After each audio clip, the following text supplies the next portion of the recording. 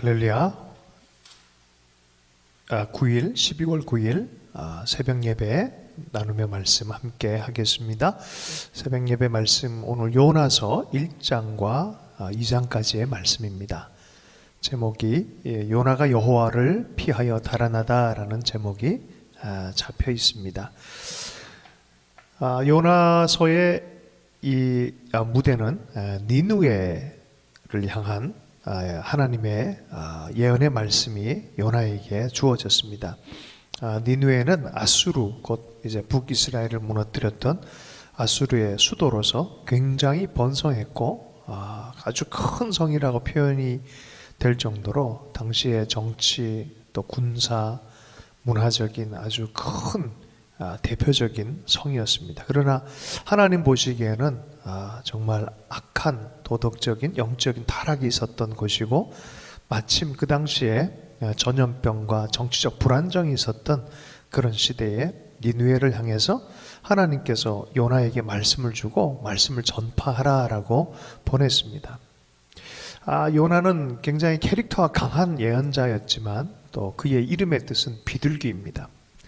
우리가 노아의 방주에서 보면은 비둘기를 내보내서 또 평화의 상징, 또 성령의 상징, 또 생명이 있음에 대한 어떤 메신저 역할을 하는 것처럼 캐릭터가 강한 요나였지만 니느웨를 향해서 하나님의 어떻게 보면 평화, 돌이킴, 좋은 소식 이런 것에 대해서 부름받은 그런 요나입니다. 캐릭터는 강한데 실은 그 내용 자체로는 돌이키면 살리라라는 삶에 대한 그런 메신저로서의 역할이었습니다. 이게 요나에게는 너무나 불만이었습니다. 왜냐하면 바로 그 니느웨라는 땅 자체가 자기 민족을 멸망케 한 그런 민족이기 때문에 그렇습니다.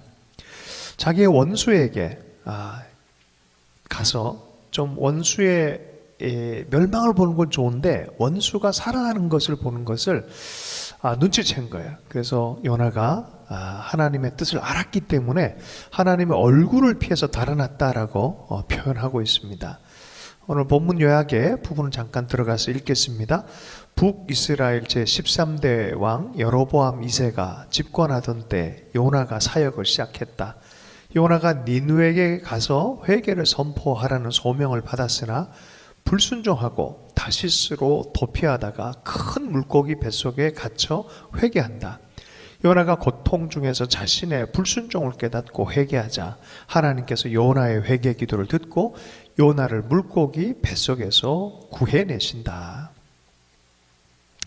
본문으로 들어가서 잠깐 말씀을 보겠습니다. 우리 1절과 2절의 말씀을 보겠습니다. 여호와의 말씀이 아미떼의 아들 요나에게 임하니라. 이르시되 너는 일어나 저 큰 성읍 느느웨로 가서 그것을 향하여 외치라. 그 악독이 내 앞에 상달되었음이니라 하시니라.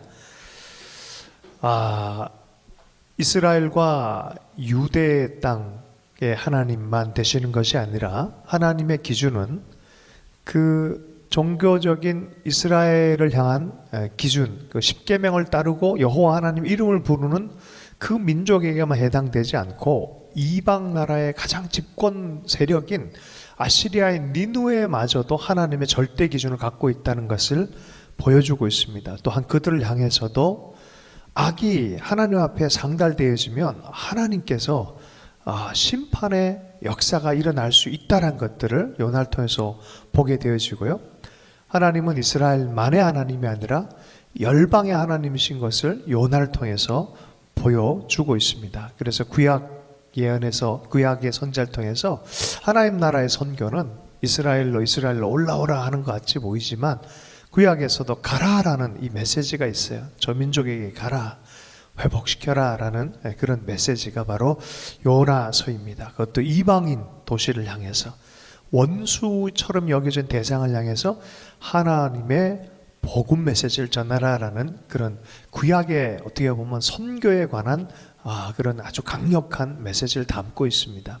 자, 어쨌든 요나가 받은 메시지는 가기 싫은 곳이었어요. 소명의 자리가 가기 싫은 곳인데 가라라고 이렇게 하나님의 음성을 들었습니다.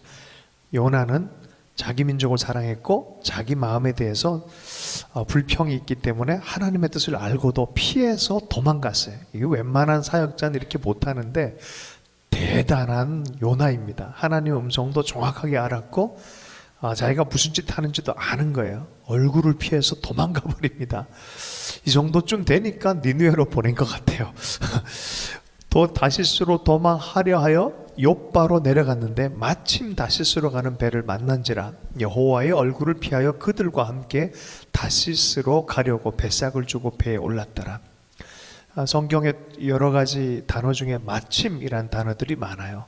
하나님의 섭리적 손길로 성령 안에서 인도함 받은 마침이 있는 반면에 또 반대의 방향의 마침도 있어요. 하나님을 불순종하는 길에 막 걸어가는데 마침이 있어요. 속으로 술 한잔 할까 이런 마음이 딱 들었는데 옆으로 갔는데 갑자기 술병이 마침 이렇게 있는 거 뭐 이런 거 있어요. 유혹의 마침도 있다는 걸 여러분 이해할 필요가 있어요. 그래서 어디로 갑니까? 니느웨랑 완전 반대 방향인 다시스로 가기 시작합니다. 자, 그런데 하나님이 누구를 주목하셨습니까? 요나를 꼭 보내야 돼. 이 비둘기를 니느웨 땅에 보내야 되는 거예요. 그러니 하나님께서 어떻게 추적을 안 하실 수 있겠습니까? 그래서 여호와께서 큰 바람을 바다 위에 내리심에 바다 가운데 큰 폭풍이 일어나 배가 거의 깨어지게 된지라라고 말합니다. 사공들이 무서워하면서 각자의 신의 이를 부르면서 살려달라고 합니다. 그때 선장이 배 밑에서 아주 쿨쿨 자고 있는 요나에게 와서 야 너도 좀 일어나서 네 하나님한테 간구해라. 우리 다 죽게 생겼다라고 말합니다. 자, 그러면서 서로가 제비를 뽑아서 이 재앙이 도대체 누구로부터 임했나라고 제비를 뽑았는데 요나가 딱 걸린 거예요. 자, 그런 묘한 상황. 그 시대는 지금 과학주의, 합리주의, 이성주의 시대가 아니기 때문에 모든 사안에 대해서 어떤 이런 또 신적인 어떤 세계와 의미 해석이 있는 시대 가운데 이 제비뽑기란 특수적인 상황을 통하여 이 사람 때문이다라고 그런 이야기의 구조를 만들어낸 거죠. 어쨌든 마침 또 그런 구조 안에 요나가 또 뽑혀버린 거예요. 이 재앙이 누구 때문에 우리에게 임하였는가 말하라. 내 생업이 무엇이고 넌 도대체 누구길래 넌 누구냐라고 물은 거죠. 그랬더니 9절에 그가 대답하되 나는 히브리 사람이요 바다와 육지를 지으신 하늘의 하나님 여호와를 경외하는 자로라 하고 하나님에 대한 얘기를 합니다.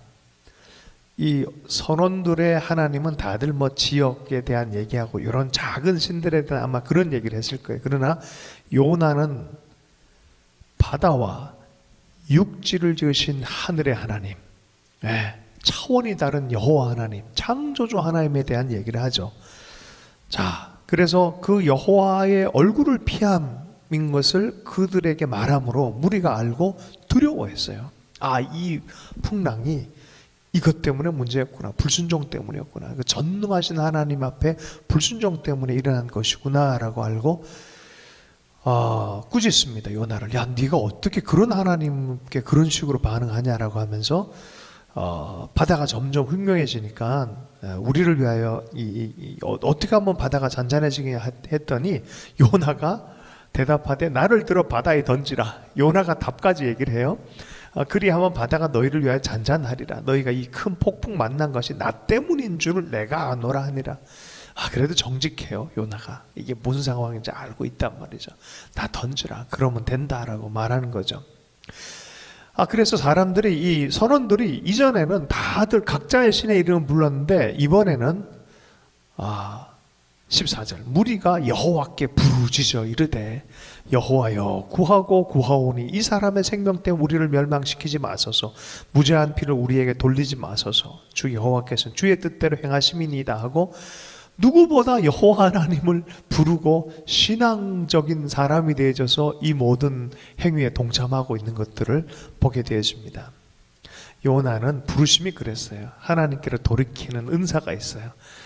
이 방향으로 가도 그런 은사가 나타나고 저 방향으로 가도 그런 은사가 나타나는 부르심과 하나님에 대한 도구의 역할로 하나님 점 찍은 사람입니다.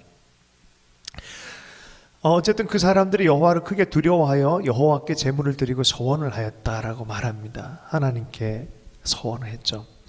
자, 던져진 요나는 어떻게 됐을까요? 17절 여호와께서 이미 큰 물고기를 예비하사 요나를 삼키게 하셨으므로 요나가 밤낮 3일을 물고기 뱃속에 있느니라. 요나가 물고기 뱃속에서 그의 하나님 여호와께 기도하여 라고 되어져 있는데요, 바로 이 물고기 뱃속에서의 3일이 바로 예수님께서 자기의 십자가 사역과 죽음과 부활 사역, 그 3일 만에 부활한 그 이야기, 인류 역사의 가장 강력한 기적 같은 이야기, 그 이야기를 예표로 삼으셨어요. 너희들이 자꾸 기적과 표적을 보여달라 하는데 내가 요나의 표적을 보여주겠다라고 말했어요. 진짜 메시아됨을 요나의 이야기를 통해서, 이 동화 같은 이야기지만 이 이야기 속에 숨어있는 메시아의 증거, 사인, 미리 예언되어진 것이 바로 이것이다라고 말하는 거예요. 요나도 3일 동안 자기 죽음 같은 시간들을 보냅니다. 그리고 살아나기 시작하고 소명의 자리로 돌아오기 시작합니다. 그리고 그 자리가 바로 니느웨를 살리는 길이고 열방의 하나님이 누군지를 드러내는 길인 것이죠. 여러분, 부활이 그래요. 하나님이 누군지를 바르게 드러내기 시작합니다.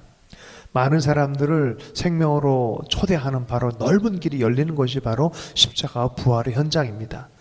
자, 그러나 요나 개인으로 돌아가서는 어느 때 그 죽음에서 다시 돌아오는 사명의 자리에 돌아오냐면은 바로 요나가 물고기 뱃속에서 하나님 여호와께 기도하는 그 순간입니다. 여러분, 우리 삶과 소명과 삶의 모든 유업이 돌아오는 현장이 어디입니까? 바로 하나님 앞에서입니다. 하나님 앞에 기도하기 시작할 때입니다. 여러분, 그냥 하나님 앞에 앉아있는 것과 하나님 앞에 기도하는 것은 다릅니다. 여러분, 하나님 앞에 기도하기를 원합니다. 요나는 하나님의 임재를 알았어요. 그러나 피했어요. 그러니까 요나가 이제 피하지 않고 그 현실과 하나님의 뜻을 그대로 받아들이고 기도하기 시작할 때 변화가 나타나는 것입니다.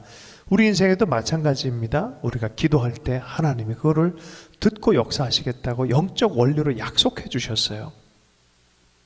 자, 2절 말씀, 2장 2절 말씀입니다.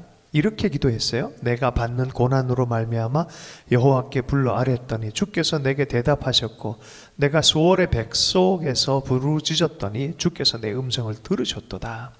지옥과 같은 가장 낮은 곳까지 내려진 그 삶 안에 끝난 줄 알았는데 주님이 내가 얼굴을 구하고 주님의 임재의 장소인 성전을 향하여서 다시 얼굴을 앙망하고 그 얼굴을 구하기 시작하고 기도하기 시작할 때 예수님의 말씀으로는 먼저 그 나라와 그 의를 구하고 하나님을 기쁘시게 하는 그 마음의 자리가 우선성이 되어졌을 때 바로 회복이 시작이 되어지는 것을 보게 되어집니다.